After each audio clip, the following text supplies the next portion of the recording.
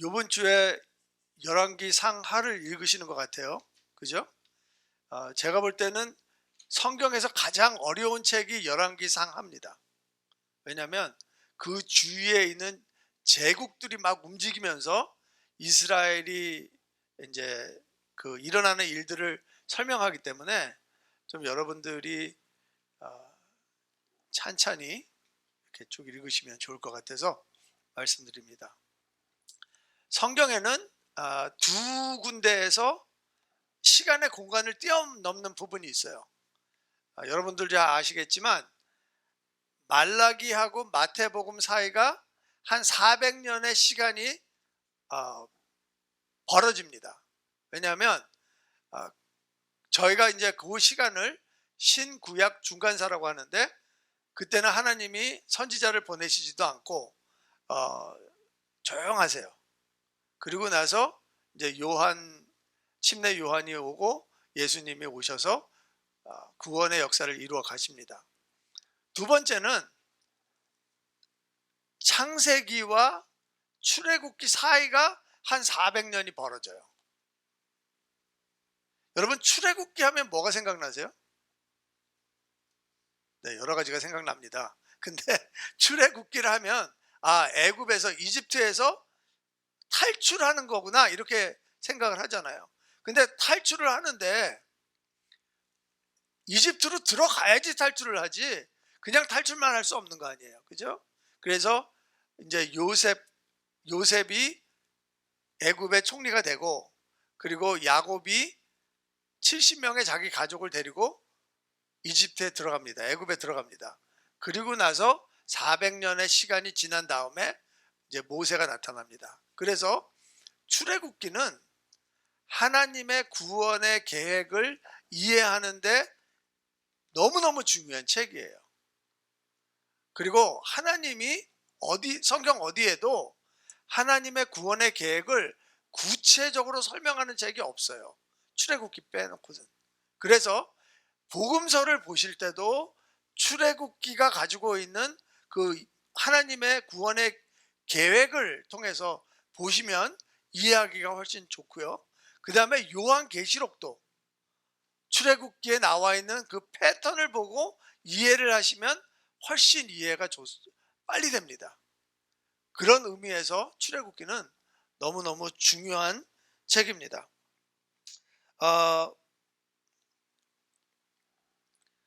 하나님이 400년 동안 조용하셨는데, 그 이유는 하나님이 아브라함한테 약속한 두 가지가 있어요. 그래서 그 두 가지의 예언이 성취됐는데 거의 400년이 걸린 거예요.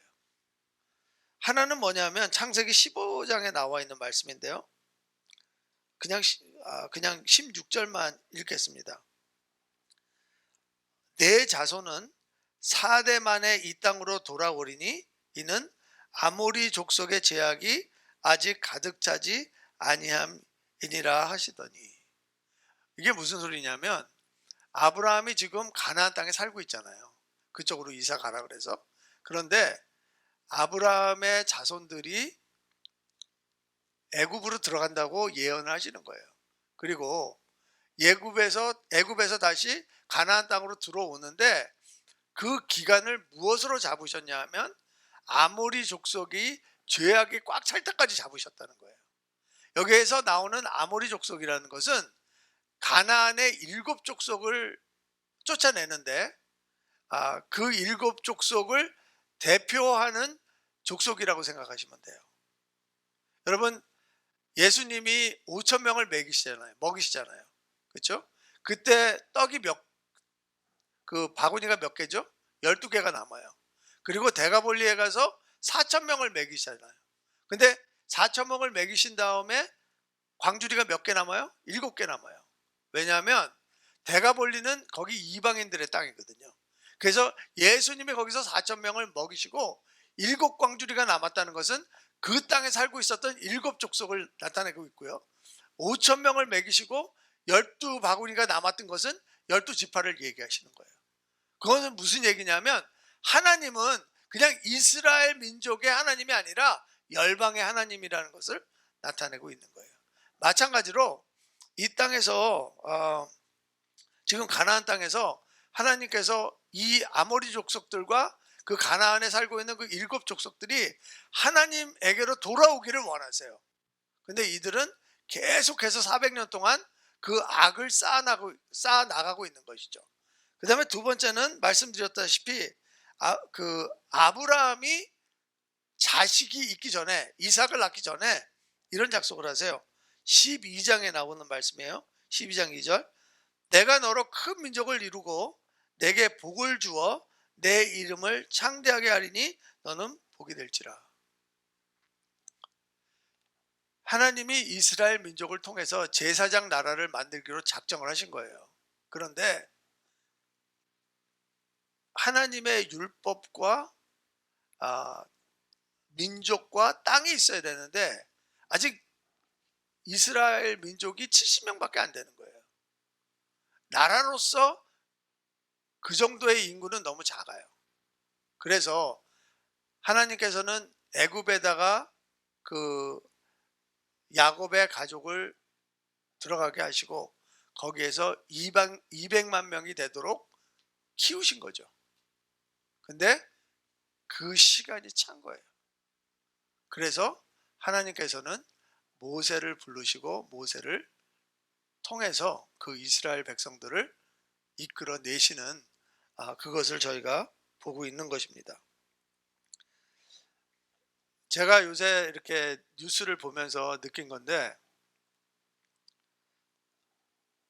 하나님이 그 난민들 문제를 일으키시는 것 같아요. 왜냐하면 시리아에 있던 무슬림들이 유럽으로도 가고 호주로도 가고 그리고 미국에도 좀 들어오는 것 같고요. 왜 그러실까? 근데 그거를 유럽에서는 어떻게 보고 있냐면 이 사람들이 들어와서 지금 난민촌에서 사고를 치고 범죄 행위를 한다. 이제 이런 식으로 사회적인 문제로 보지만 성경적으로 보면 하나님께서 지금 이 민족들을 움직이고 계신다는 것을 우리가 알 수가 있어요. 사도행전 보면은 이런 말씀이 있어요. 17장입니다. 26절과 27절.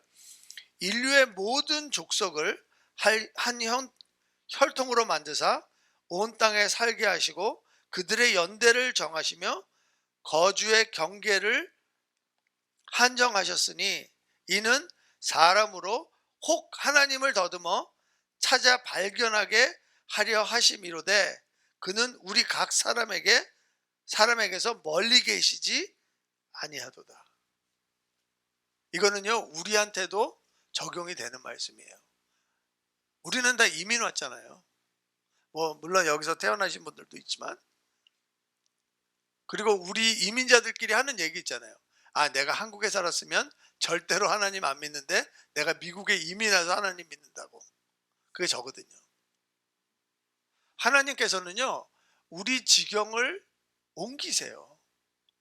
이 땅에서 저 땅으로 옮기시고요, 그리고 이 지역에서 저 지역으로 옮기세요. 왜? 하나님을 알게 하려고. 여러분 한번 생각해 보세요. 시리아 난민들이 그 지역에 살고 있으면 그 사람들이 하나님을 만날 수 있겠어요, 없겠어요? 쉽지 않죠. 왜? 국가 자체가 종교가 이슬람이잖아요. 근데 하나님이 그 많은 무리들을 들어서 옮기신다는 거죠. 지금 하나님이 그 일을 모세를 통해서 하시겠다는 거예요. 그래서 우리가 오늘 말씀을 볼 때 우리가 세 가지를 한번 보려고 해요. 하나님이 우리를 이끄실 때 그 이끄심을 통하여서 우리한테 원하시는 것이 무엇인지 한번 같이 나눠보기를 원합니다. 첫 번째는요, 하나님을 알게 하시려고 그러는 거예요. 우리가 하나님과 일을 같이 할 때 하나님을 알아가게 돼 있어요. 두 번째는요, 하나님을 알아가는 걸로 끝나는 것이 아니라 하나님의 사람으로 우리가 만들어져 나가고 변화돼 나가는 거예요. 그 다음에 세 번째는 하나님의 사람들과 더불어서 같이 살아가는 것을 배우게 하신다는 거죠. 그래서 이 세 가지를 통해서 우리 삶에 한번 적용하는 시간을 가지려고 합니다. 그러면 첫 번째는 뭐라 그랬죠? 하나님이 우리를 이끄셔서 하나님을 알아가도록 하신다는 거예요. 하나님은 계획이 있으시죠. 그 계획이 있다는 것은요, 분명한 목적이 있다는 거예요. 하나님이 계획을 세우시는데 이 목적을 향해서 갈 수 있도록 계획을 세우시는 거예요. 근데 그 목적이 뭐냐? 하나님을 알게 하려고 하는 목적이 있는 거예요. 10장 2절 말씀이에요. 출애굽기 10장 2절 말씀. 내게 내가 애굽에서 행한 일을 곧 내가 그들 가운데에서 행한 표징을 내 아들과 내 자손의 귀에 전하기 위함이라. 너희는 내가 여호와인 줄을 알리라. 하나님께서 이스라엘 백성들을 애굽 땅에서 이끌어내시는데 그 이끌어내시는 과정을 통하여서 이스라엘 백성들이 하나님이 여호와인 것을 알게 하시겠다는 거예요. 근데 놀라운 사실은요, 이스라엘 백성만 아는 것이 아니라 그 과정을 통해서 애굽 사람들도 하나님이 여호와인 것을 알게 하신다는 거예요. 7장 5절이에요. 내가 내 손을 애굽 위에 펴서 이스라엘 자손을 그 땅에서 인도하여 낼 때에야 애굽 사람이 나를 여호와인 줄 알리라 하시매. 하나님은요, 그냥 한 민족, 몇 사람, 하나님을 아는 걸 원치 않으세요. 하나님은 좋은 사람, 나쁜 사람 관계없이 다 하나님을 알기를 원하세요. 그리고 하나님께로 돌아올 수 있도록 길을 다 열어 놓으세요. 하나님께서 성경에 이런 게 있죠. 바로의 마음이 완악해져서 하나님을 따르지 않았다고. 그리고 나중에 가면 하나님이 바로의 마음을 완악하게 했다고 그랬어요. 그러면 하나님이 바로의 마음을 완악하게 해서 바로가 하나님을 못 따르게 한 건가요? 그렇지 않다는 거죠. 저는 하나님이 우리에게 주시는 징벌 중에서 가장 무서운 징벌이 있다고 생각해요. 그건 뭐냐면 우리가 악을 행하는데도 하나님이 개입을 안 하시고 그냥 놔두는 거예요. 선이나 악이나요, 이게 심어지잖아요. 시간이 지나면 자랍니다. 우리 속담에 이런 거 있죠. 바늘도둑이 소도둑 된다고. 무슨 소리예요? 죄가 자란다는 뜻이거든요. 더 악한 죄로 자란다는 것이거든요. 바로의 마음속에 하나님을 대적하는 완악함이 있었어요. 근데 하나님이 그거를 개입하지 않으시고 그냥 놔두시는 거죠. 그러니까 그 마음이 더 완악해져 간다는 거죠. 하나님은 어느 누구도 잃어버리고 싶은 마음이 없으세요. 99마리의 양을 놔두고 한 마리의 양을 찾으러 가시는 목자세요. 그 일을 위해서 오늘 본문에 보니까 모세가 이르되 오 주여 보낼 만한 자를 보내소서. 여호와께서 모세를 향하여 노하여 이르시되. 지금 모세는요, 하나님이 떨기나무를 통하여서 모세를 부르셨는데 5번을 거절합니다. 그리고 이게 지금 마지막 거절을 하는 거예요. 하나님, 난 못 가겠어요. 그냥 딴 사람 보내시고 나 좀 그냥 놔두세요. 이게 우리가 생각할 때는 그냥 모세가 그러나 보다 이렇게 생각하겠지만 사실 모세는 애굽에서 살인을 저질렀어요. 근데 여러분 그 출애굽기를 읽으면서 좀 이상한 거 느끼지 못하세요? 그때 당시에는 모세가 왕자였거든요. 사람 하나 죽였다고 뭐 그게 큰일이 아니거든요. 그냥 왕이 덮으면 덮을 수 있는 거예요. 근데 이게 문제가 발생이 된 거죠. 근데 왜냐하면 그때 당시에 정치적인 사건이 있었어요. 한번 그 가게도 좀 보여주실래요? 네. 투트모스 1세가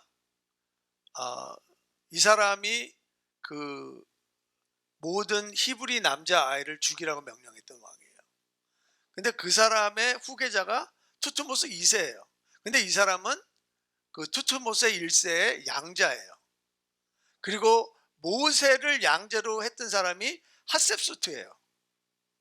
그래서 그 투트모세 2세와 핫셉수트가 결혼을 해요. 혼인을 해서 투트모세 3세를 낳으면 좋은데 둘이 자식이 없어요. 그래서 투트모세 3세는 어디서 나온 사람이냐면 투트모세 2세의 첩에서 나온 사람이에요. 그러면 그 핫셉수트가 투트모세 3세를 좋아했겠어요? 싫어했겠어요? 어떻게 해서든지 자기가 양자로 삼은 모세를 왕으로 밀지 않겠어요? 그런데 투트모세 2세가 좀 일찍 죽었어요. 그래서 어린 나이에 투트모세 3세가 왕이 됐거든요. 근데 투트모세 3세가 제일 견지하는 사람이 누구겠어요? 당연히 모세죠. 그래서 모세가 애굽인을 죽였다는 소식을 들으니까 바로 문제를 삼은 거예요. 그래서 모세가 도망가는 거예요. 미디안 땅으로. 그리고 하나님이 이런 말씀도 하세요. 너를 죽이려고 했던 사람들이 다 죽었다. 이제는 너가 돌아가도 된다. 이렇게 말씀하세요. 그러면 그런 내용을 종합해 볼 때 충분히 정치적으로 일어날 수 있는 사건이라는 거죠. 그러니까 모세는요, 거기 바로한테 가고 싶지 않았어요. 그리고 바로가 생각해 보세요. 이 지금 모세는 미디안 광야에서 양치는 목자예요. 그런 사람이 어떻게 그 왕국의 바로를 만나러 갈 수 있겠어요? 그리고 어떻게 모세가 바로를 그렇게 쉽게 만날 수 있겠어요? 왜냐하면 그때 당시에 모세가 왕이 될 수도 있었던 인물이기 때문에 그랬다는 거예요. 어찌됐든 모세는 가고 싶지 않았어요. 하나님한테 계속 얘기하는 거죠. 하나님, 난 못 가겠습니다. 사실은 모세가 40년 동안 양치기 하면서 자기의 자존감은 다 없어지고요. 자기 자신감은 다 없어졌어요. 그 아내가 썩어 문드러졌어요. 그걸 어떻게 할 수 있냐? 모세가 미디안 땅에서 시보라하고 아기를 낳아요. 첫 아들을 낳는데 그 아이의 이름이 게르솜이에요. 게르솜은 무슨 뜻이냐면 나그네라는 뜻이거든요. 그러니까 나는 나그네다 이거죠. 나는 어디 머리 둘 데도 없는 나그네. 자기 자신의 모양을 그대로 자기 아들의 이름을 통해서 투영하고 있는 거예요. 근데 하나님이 모세를 하나님을 알게 하는 거예요. 하나님을 알게 한다는 것은요, 우리 안에 있는 죽었던 우리의 자신감, 우리의 자존감을 다시 살려주시는 거거든요. 제가 우리 아이들 어릴 때 교회에서 크리스마스 행사하잖아요. 그러면은 스테이지에 막 100명씩 올라가요. 그러면 뒤에서 앉아 있으면 우리 애는 얼굴이 잘 보이지도 않아요. 근데 제 눈에 우리 애가 보일까요, 안 보일까요? 당연히 보이죠. 왜? 내 새끼니까. 그리고요, 제가 결혼했을 때 저는 이 세상에 유모차라는 게 있다고 생각 안 했어요. 근데 제 아내가 임신을 하니까 왜 이렇게 유모차를 많이 끌고 다니는 거예요? 고개를 돌리는 데마다 유모차가 있는 거예요. 제가 무슨 말을 하고 싶으냐 하면, 많은 사람들이 그래요. 목사님이 내가 하나님을 보여주면 내가 믿겠다고 그렇게 말하는 분들이 많아요. 하나님 그런 분한테 절대로 안 보여주세요. 왜? 관심이 없으니까. 하나님은 우리를 만드셨는데 우리 눈이요, 우리가 보고 싶은 것만 보게 했어요. 관심이 가는 것만 보게 했어요. 하나님한테 관심이 없는데 하나님이 보이나요? 안 보이죠.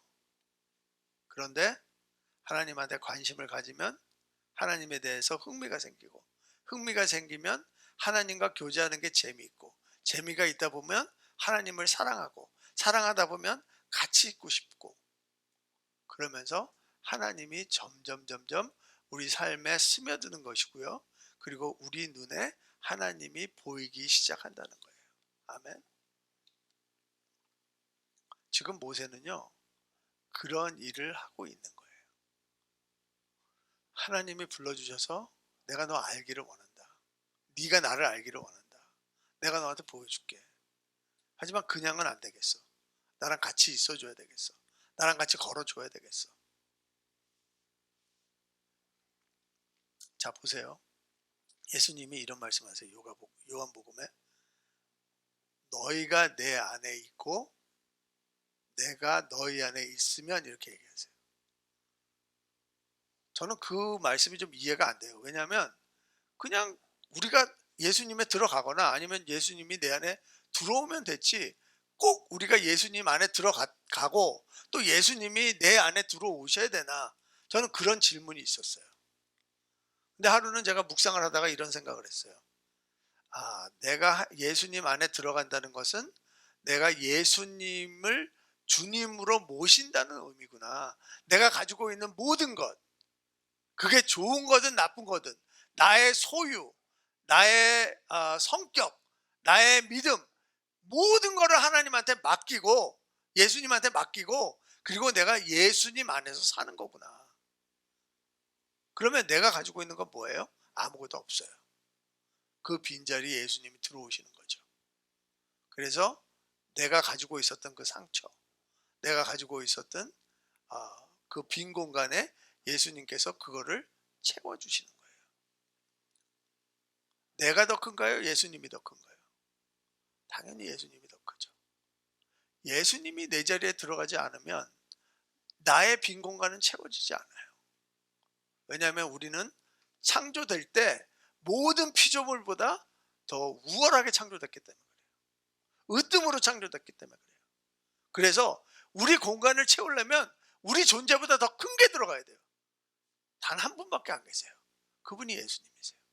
그래서 예수님이 우리 안에 들어오셔야지 나의 자신감이 살아나고, 내 자신감이 살아나기 때문에 내 존재감이 살아나는 거예요. 하나님은요, 우리가 그냥 찌질하게 이렇게 막 이러는 거 원치 않으세요. 왜? 우리는 신의 아들이거든. 우리는 하나님의 아들이거든. 하나님을 알고 하나님을 따라가면 우리의 자신감, 우리의 자존감 다 살아 일어난다는 거죠. 그래서 하나님의 일을 하는데 전혀 부족함이 없다는 거예요. 제가 우연히 세바시를 봤는데요. 세바시에 김종만이라는 그 배우분이 나와서 강의를 하시더라고요. 네, 이분이에요. 좀 무섭게 생겼죠. 근데 이분이 35살에 미국에 왔어요. 그러니까 한국에서 연극 배우를 하다가 내가 이대로 살 것인가, 아니면 내가 새로운 일에 도전을 할 것인가. 그래서 미국에 와서 뉴욕에서 가장 유명한 연극 학교를 지원을 했어요. 근데 거기가 됐어. 그래서 거기서 졸업을 했어요. 근데 영어를 전혀 못하니까 노상 그 같이 일하는 클래스메이트한테 물어보는 거예요. Can you help me? 계속 물어보는 거예요. 그러니까 싫어하죠, 사람들이 다. 그런데도 억지로 졸업을 했어요. 그리고 졸업을 한 다음에 나 한국으로 갈까? 그러다가 그 학교보다 더 좋은 학교가 있었대요. 거기는 16명을 뽑아서 그 유명한 교수님이 가르쳐주는 학교라 그러더라고요. 근데 16명이 뽑혀도 졸업하는 사람들은 그렇게 많지 않대요. 근데 거기를 또 들어가게 된 거예요. 근데 거기에서 6명이 졸업하는데 거기서 졸업을 하게 된 거죠. 이제 한국에 갈까? 그래도 할리우드에는 한번 가봐야지. 할리우드를 도전을 한 거예요. 근데 할리우드에 이제 도전을 하는데 에이전시를 구해야 되잖아요. 그래서 에이전시를 만나서 거기에서 이제 통과가 됐대요. 오디션을 이제 보러 가는데 처음에 간 오디션이 어디냐면 그 팍스 스튜디오에서 만드는 그 미국 드라마였대요.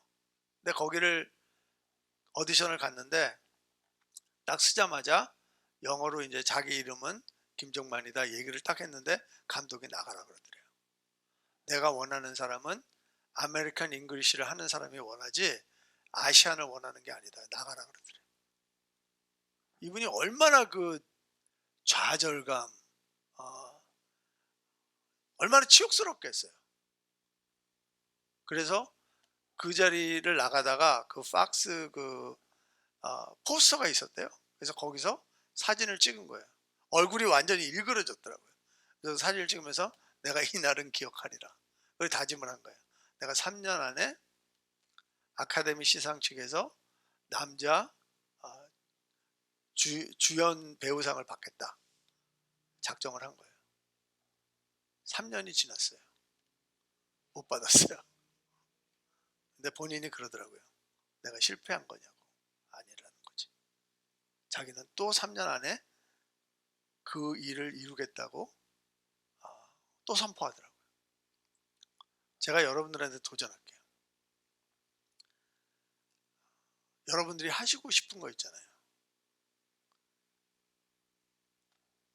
하나님이 여러분 안에 소원을 주신 게 있어요. 그거를 행하실 때 하나님 앞에 기도로 선포하세요. 하나님이 이루어 주실 줄 믿습니다. 그 일이 아무리 불가능하게 보이더라도 하나님이 우리를 도와주실 줄 믿습니다. 제가 지금 얘기하는 거는요, 긍정적인 생각 이런 거 아니에요. 제가 얘기하는 거는요, 하나님 앞에 우리가 겸손하게 믿음으로 기도할 때를 얘기하는 거예요. 그때 하나님께서 우리의 소원을 이루어 주신다는 거죠. 왜? 그 소원이 하나님이 기뻐하시는 소원이기 때문에 그래요. 두 번째는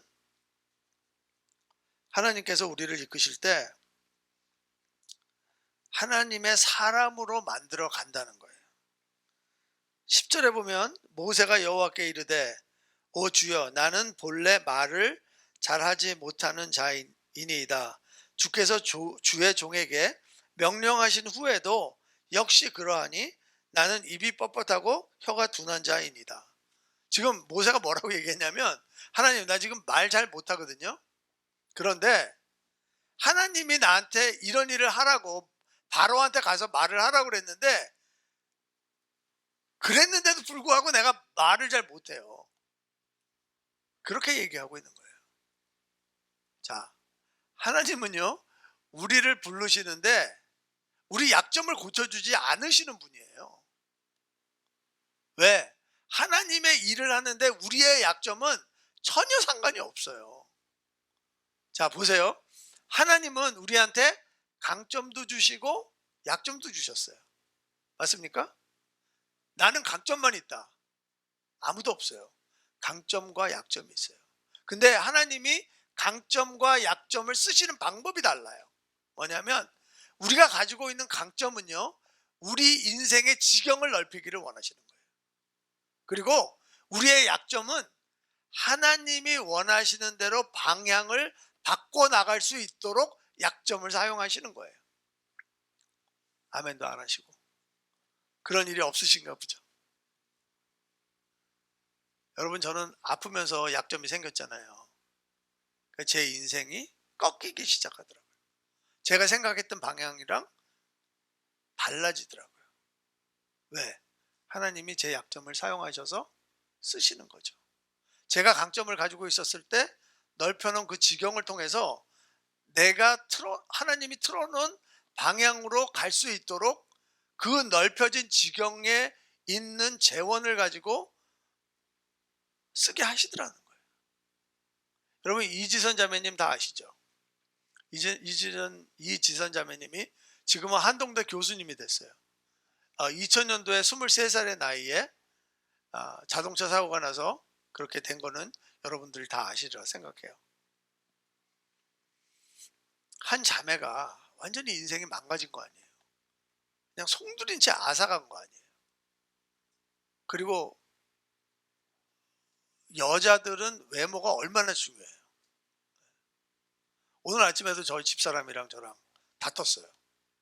저보고 이 셔츠를 안에다 집어넣으라는 거예요. 지저분하게 보인다고. 그래서 안 된다. 나 이거 넣으면 배가 너무 나와 보인다. 그랬더니 괜찮다는 거예요. 근데 자기는 꺼내놔. 그래서 내가 아니 당신은 왜 꺼내놔? 그랬더니 나는 여자잖아. 할 말이 없더라고. 여자는 외모가 너무 중요하잖아요. 근데 온몸에 화상을 입어서 그렇게 됐어요. 근데 하나님이 그 자매님한테 꿈을 주는 거예요. 여러 번의 죽을 뻔한 그 고비를 넘기고 수많은 수술을 하고 그리고 나서 생긴 꿈이 나같이 어려운 일을 당한 사람을 심리 치료를 해주는 심리 상담가가 되자는 꿈이 생겼어요. 그래서 미국에 들어왔어요. 콜롬비아에서 석사를 하고요. 그 UCLA에서 박사학위 할 때 제가 있던 교회에서 함께 섬겼어요. 2016년 말에 한동대에 가서 거기서 이제 교수로 영임이 됐어요. 그 자매가 그런 약점이 없었으면 그런 꿈을 가질 수 있었을까요? 아니요. 절대로 없어요. 그런데 하나님께서는 그 어려운 기간이지만 그 시간을 통하여서 하나님은 그 자매의 방향을 트시고 하나님이 원하시는 방향으로 이끌어 가신다는 거죠. 하나님은 우리의 약점을 그렇게 사용하시는 거예요. 하나님은 모세의 약점도 그렇게 사용하시는 거죠. 그리고 또 하나가 있어요. 하나님께서는 우리의 약점을 통해서 강함을 나타내신다는 거예요. 저 사람이 저런데도 어떻게 저런 일을 하지? 그런 사람들 가끔가다 있잖아요. 근데 그런 사람들 보면 우리한테 귀감을 주는 거거든요. 하나님의 위대함을 나타내는 거거든요. 하나님은 우리의 약점을 그렇게 사용하신다는 거죠. 여러분, 모세가요, 하나님 앞에 하나님 나 입이 너무 둔하고 입이 뻣뻣하고 혀가 둔해서 잘 말을 못한다 그랬더니 하나님이 그러시는 거예요. 내가 너 말 못하는 거 인정하니까 내가 아론을 붙여 주시겠다는 거예요. 그런데 너무 웃기는 게 뭐냐면 그 모세가 말을 그렇게 못하는데도 출애굽기 33장 11절에 보니까 사람이 자기의 친구와 이야기함 같이 여호와께서는 모세와 대면하여 말씀하시며 하나님이랑 말을 한다는 거예요. 친구처럼. 그게 말이 되는 소리예요? 그런데 모세가 또 어떻게 변하는 줄 아세요? 11장 3절에 보니까 여호와께서 그 백성으로 애굽 사람의 은혜를 받게 하셨고 또 그 사람 모세는 애굽 땅에 있는 바로의 신하와 백성의 눈에 아주 위대하게 보였더라. 말도 못하는 사람이 애굽 사람이 모세를 봤을 때 야, 저 사람 너무 큰 사람이다. 이렇게 봤다는 거예요. 말이 돼요?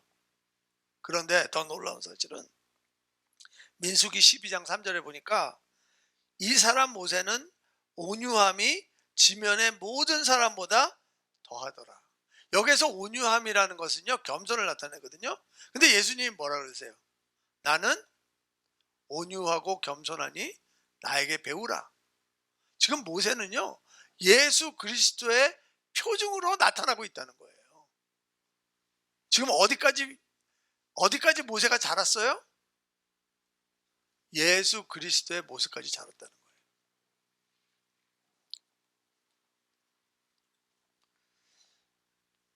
저는 이 말씀을 보면서 이런 생각을 했어요. 야, 하나님 너무 감사하다. 모세는 하나님과 앉아서 대면을 하게 했는데 우리는 성경이 있으니까 성경을 읽을 수 있다는 거죠.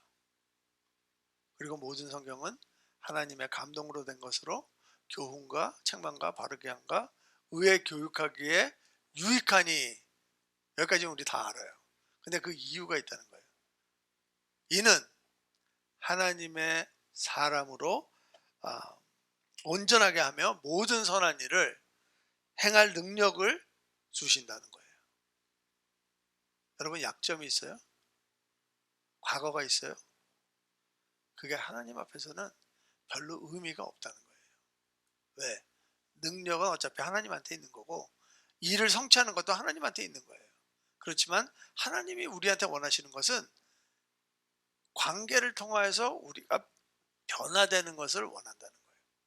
제가 우리 학생들이랑 우리 청년들이랑 같이 아, 줌으로 성경 공부를 하면서 제가 제일 관심을 보고 있는 게 뭔지 아세요? 얘네들이 무슨 숙제를 하나 안 하나, 숙제는 아니지만 성경을 읽나, 큐티를 하나, 기도를 하나, 뭐 이런 것들을 제가 보는 게 아니에요.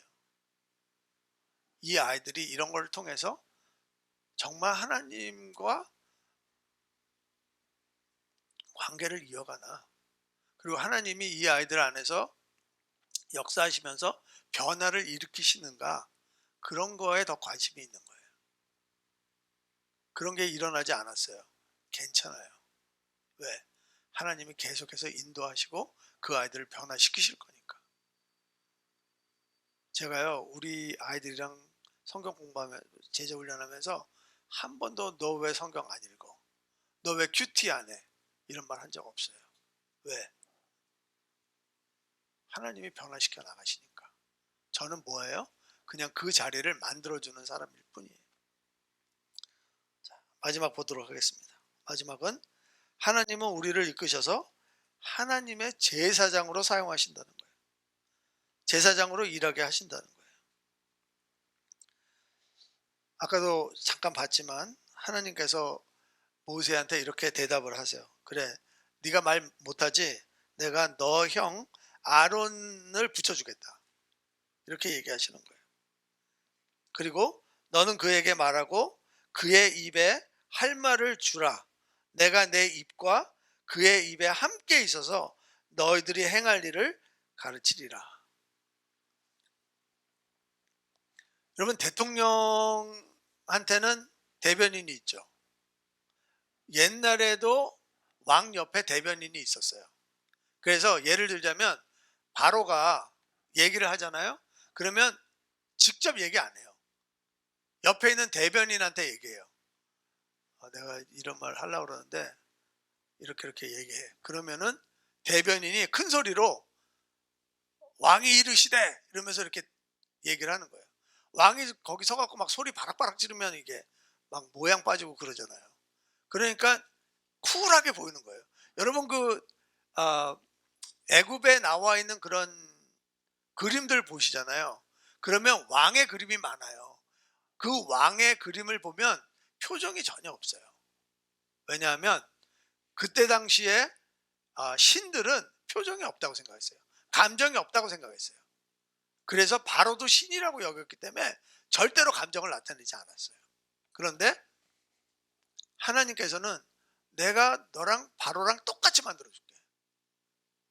아론이 네 옆에 서서 바로가 대변인한테 하는 것 같이 너도 그렇게 하게 해줄게, 얘기하는 거예요. 그런데 하나님께서는요, 모세한테 아론만 붙여준 게 아니에요. 하나님은 모세한테 미리암도 붙여주고요, 훌이라는 사람도 붙여주고요, 여호수아도 붙여주고요, 갈렙도 붙여주고요, 그리고 이스라엘 민족의 장로들도 붙여줬어요. 하나님께서는 한 사람을 사용하시지만 그 한 사람 옆에 많은 사람이 같이 동역하게 만든다는 거예요. 제가 좋아하는 말씀 중에 하나가 뭐냐면 시편 133편 1절에서 3절 말씀이에요. 제가 일부에 이거를 이거 되게 오래됐거든요. 외운 지가. 잘할 줄 알았는데 너무 개겨갖고 그냥 읽을게요. 보라, 형제가 연합하여 동거함이 어찌 그리 선하고 아름다운고. 이 노래는 언제 부른 거냐면 다윗이 지었는데 사람들이 성전에 제사 드리러 올라갈 때 불렀던 노래예요. 그런데 이 이스라엘 사람들은요, 그 제물을 가지고 올라갈 때 양을 데리고 갈 때 양이 이렇게 막 함부로 움직이다가 흠집이 나면 안 되잖아요. 그러니까 어깨에 메고 올라갔어요. 그리고 자기 어린 자녀들도 다 데리고 올라갔어요. 그러면 아이들이 뭐라 그래요? 아빠 나 다리 아파. 아빠 나 배고파. 아빠 나 시야로 가야 돼. 어떻게 부모가 다 할 수 없잖아요. 짐승도 가져가야 되지. 자녀들도 데리고 가야 되지. 그러면 서로 도와줬어요. 일로 와. 다리 아파. 아저씨가 안아줄게. 어유, 양 요번에 내가 업고 갈게. 이 성전이 모리아산에 있어 갖고요. 높이가 한 2,400피트 정도 된대요. 그런데 문제는 뭐냐면 여리고 아시죠? 여리고가 바로 예루살렘 옆에 있거든요. 여리고는 해발 밑으로 200m를 내려가니까 한 600피트가 되는 거예요. 그러니까 거의 3,000피트를 올라가야 되는 거예요. 성경에는 뭐 예수님이 여리고 갔다가 예루살렘 갔다 그러니까 뭐 옆 동네 왔다 갔다 하는 것 같지만 다 오르막길이에요. 엄청나게 힘든 거죠. 근데 그 모습을 보면서 다윗이 뭐라고 시를 썼냐면 형제가 연합하여 동거하는 모습이 선하고 아름답다 그랬어요. 근데 시편 135편 3절에 보잖아요. 여호와는 선하시고 그의 이름은 아름답다 그랬어요. 형제 자매가 서로 도와주는 그 모습 자체야말로 하나님의 형상을 나타낸다는 거죠. 그리고 그 형상을 통하여서 우리의 형상은 뭐냐는 거죠. 머리에 있는 보배로운 기름이 수염, 곧 아론의 수염에 흘러서 그의 옷깃까지 내린 같고 이렇게 얘기했어요. 지금 제사장이 기름 부음 받는 모습을 이야기하고 있어요. 그러니까 우리가 서로 돕고 우리가 서로 섬기고 이런 모습이 하나님의 모습이고, 그리고 그 모습이 바로 제사장이 살아가는 모습이라는 거예요. 그래서 베드로는 우리한테 왕 같은 제사장이라고 얘기하는 거예요. 제사장이 뭔지 제가 한번 보여드릴게요. 제사장의 역할. 아이고, 비밀을 얘기하면 어떻게 해. 한번 같이 읽어볼게요. 주변 사람에게 복을 빌어주고 그들이 잘못하면 대신 용서를 빌고 하나님께 나오게 중재 역할을 하는 사람이 제사장이에요. 그게 우리 아니에요? 그게 우리란 소리예요. 그리고 더 놀라운 사실은요, 3절에 나와 있어요. 헐몬의 이슬이 시온의 산들에 내림 같도다. 거기서 여호와께서 복을 명령하셨나니 즉 영생이로다. 여러분, 지금 우리 이렇게 앉아 있잖아요. 공동체로 앉아 있는 거예요. 믿음의 공동체로. 이 시간이 무슨 시간인 줄 아세요? 우리가 영원한 시간을 같이 가는 동행이라는 거예요. 그게 바로 영생의 복이라는 거예요.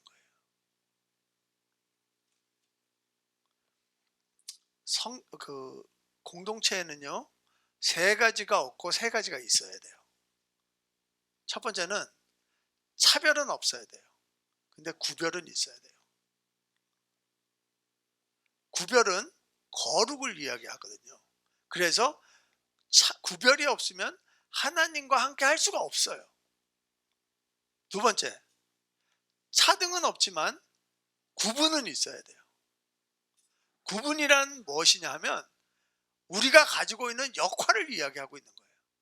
제가 여러분보다 잘나서 여기 서서 설교하고 있나요? 아니요. 그게 제 역할이에요. 여러분들이 하고 있는 그 모든 일이 다 하나님이 주신 역할이에요. 근데 그 역할이 없다면 한 몸이 될 수가 없어요. 마지막으로, 하나님 나라에는요, 평등이 없어요. 공평만 있어요. 평등은요, 사람이 만들어낸 거예요. 제가 한번 이렇게 말씀을 드릴게요. 만약에 하나님이 평등한 하나님이라면 우리가 지금 예배를 드렸어요. 근데 모든 사람이 똑같이 은혜를 받고 나가야 돼요. 근데 어떤 분들은 은혜를 받을 것이고 어떤 분들은 은혜를 못 받고 나갈 수 있다는 거예요. 만약에 하나님이 평등하시면 우리 모두가 똑같은 환경에서 태어났어야 돼요. 그런데 어떤 사람은 북한이나 아니면 아프리카나 정말 경제적으로 어려운 데서 태어난 사람들도 있고, 아니면은 이슬람 국가에서 태어난 사람들도 있고, 근데 우리는 하나님 은혜로 이 자리에서 하나님을 섬길 수 있는 거예요. 하나님은 평등하지 않으세요. 그 대신 공평하세요. 왜냐하면 영어로 평등이라는 것은 equality예요. 근데 공평은 equal이에요. 여러분 집을 사셔 갖고 몰개지를 내시잖아요.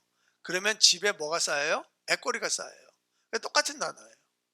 무슨 소리냐면 내가 돈을 낸 만큼 그 가치를 내가 갖는다는 거예요. 공평이라는 것은 뭐냐면 내가 심은 대로 거둔다는 거예요.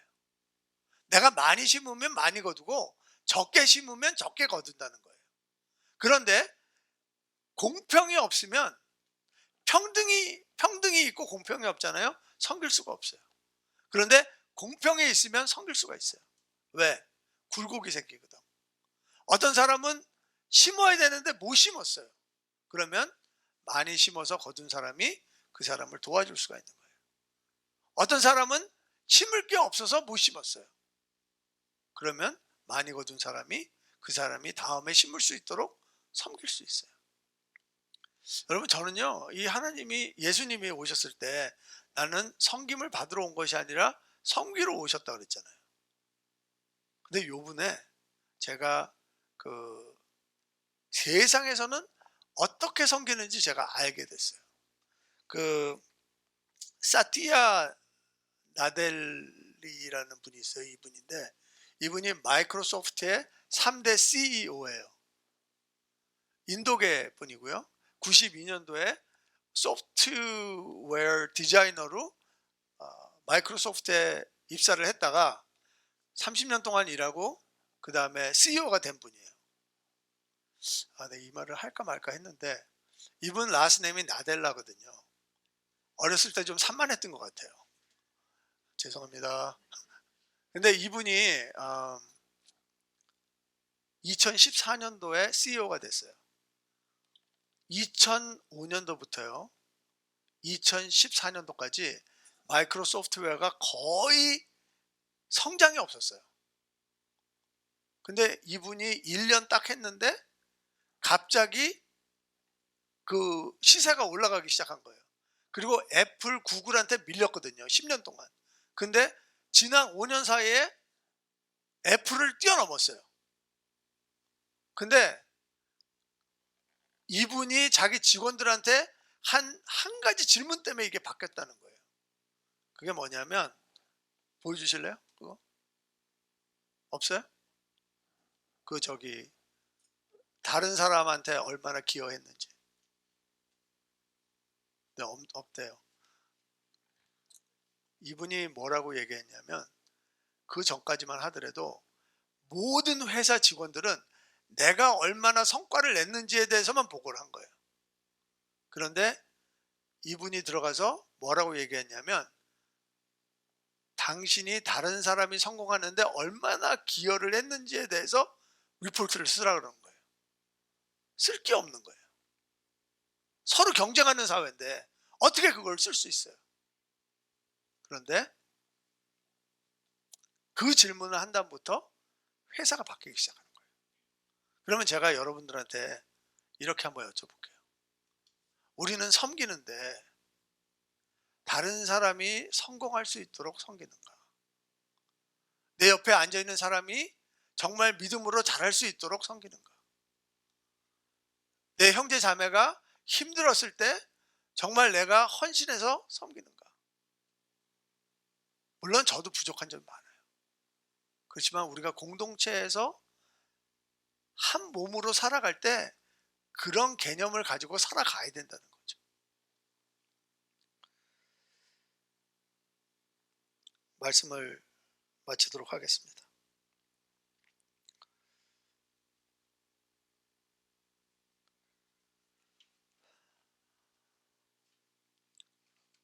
하나님께서는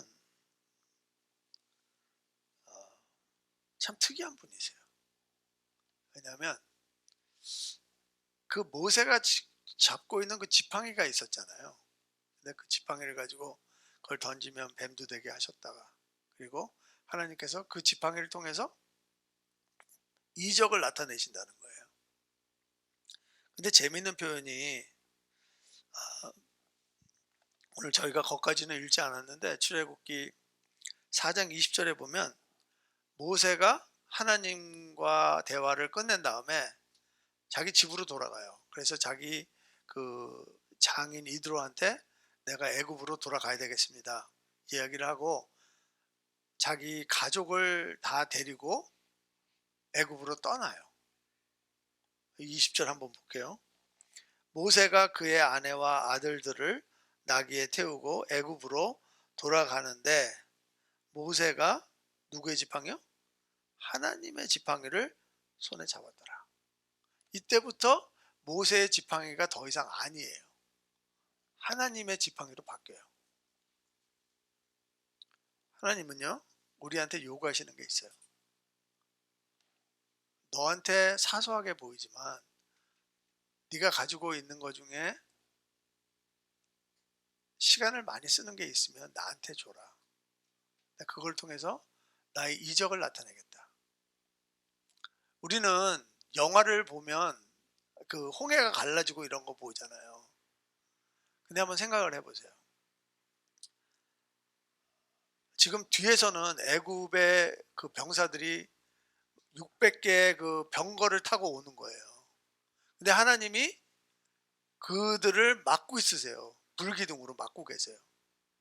그리고 앞에는 홍해예요. 근데 모세가 지팡이를 들어요. 그런데 그게 지팡이를 딱 들자마자 물이 확 뚫리는 게 아니에요. 읽어보면 동쪽에서 바람이 분다는 거예요. 여러분 동쪽은 어딘 줄 아세요? 모세가 서 있던 반대쪽이에요. 지금 모세는 서쪽에 서 있고요. 하나님은 바람을 동쪽에서 일으키시는 거예요. 근데 그게 밤새도록 불었다는 거예요. 그러면서 물이 움직이기 시작하는 거예요. 그러면 생각해 보세요. 뒤에는 지금 애굽 병사들이 쫓아오고 군대가 쫓아오고 있고 모세가 지팡이를 들었는데 저쪽에서 해가 뜨면서 홍해 바다가 갈라지는 게 보이는 거예요. 그리고 이들한테 쭉 다가오는 거예요. 모르겠어요. 저는 그 생각을 할 때마다 온몸에 소름이 돋쳐요. 와 정말 멋있었겠다. 하나님의 구원의 역사가 내 앞에서 정말 그 물이 갈라지면서 나한테 올 때 얼마나 감격스럽겠어요. 하나님이 모세의 지팡이를 그렇게 쓰셨다는 거죠. 저는 아직도 하나님이 우리를 그렇게 쓰신다고 믿어요. 아직도 하나님의 구원의 역사는 끝나지 않았어요. 어떻게 쓰실지는 몰라요. 하지만 우리가 하나님 앞에 마음을 열고 하나님 저를 사용해 주세요. 우리가 주님 앞에 고백한다면 그리고 순종한다면 하나님께서 우리를 쓰시리라 믿습니다. 기도하겠습니다.